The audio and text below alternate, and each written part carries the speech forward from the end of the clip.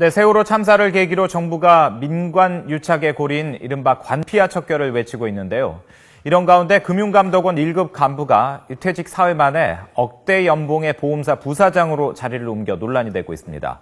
공직자윤리위원회는 조사에 나섰습니다. 한동호 기자가 취재했습니다. 안보험과 자녀보험 등 종합보험을 판매하고 있는 보험사입니다. 지난해 5월 설립된 뒤 자산 규모가 1조 7천억 원에 달하는 중소보험사입니다. 설립 당시 임명된 부사장은 업계에선 꽤 낯익은 얼굴. 보험사 감독 업무를 담당하던 전직 금감원 간부 A씨입니다. 부실 판정이 내려져 자신이 관리인으로 가 있던 다른 보험사가 이 회사에 합병되면서 부사장이 된 겁니다. 관리인이 이제 경영진 역할을 하게 되는 그런 식으로 해서 한 10개월을 했었어요. 대주주가 저를 같이 일하자고 요청을 해가지고 부실금융사의 경영 개선을 위해 관리인으로 파견됐던 공무원이 정년을 2, 3년 앞두고 재발로 퇴직한 지 사흘 만에 보험사 부사장이 된 상황.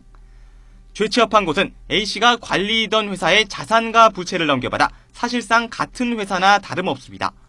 사실상 같은 회사라고 봐도 되는 거죠? 보기 나름일 텐데요. 고용승계는 됐고요.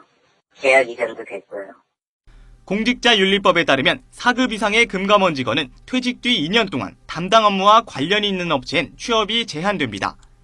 취업을 하려면 심사를 받아야 하지만 A씨는 법인 설립 기간이 1년 이하면 심사 대상에서 빠지게 되는 법의 맹점을 노리고 심사마저도 받지 않았습니다.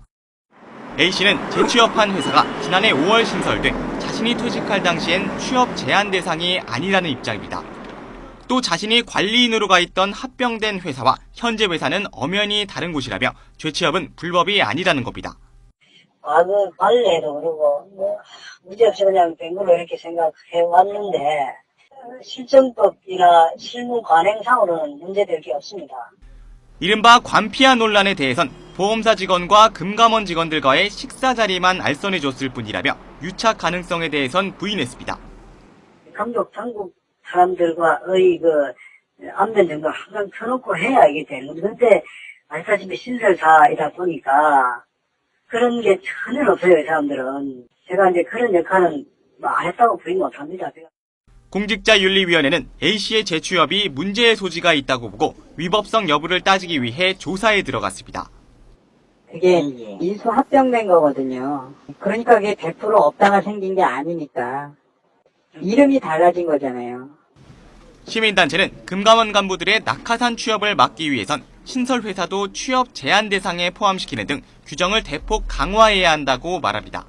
똑같은 회사인데도 불구하고 새로 신설됐다라고 해서 그거를 달리 적용한다면은 그런 문제가 있습니다. 그런 기간을 다 포함시켜서 원래 취지인 그러니까 공직자들이 그렇게 편법으로 아니면 문제가 되는 낙하산을 방지하는 목적이. 퇴직 금감원 간부들이 금융기관에 요직으로 옮기는 건 어제 오늘의 일은 아닙니다. 하지만 세월호 침몰이 민관 유착에서 시작됐다는 사실을 기억한다면 금감원 관피아로 인한 피해는 언젠가는 국민이 보게 될지도 모릅니다. YTN 한동우입니다.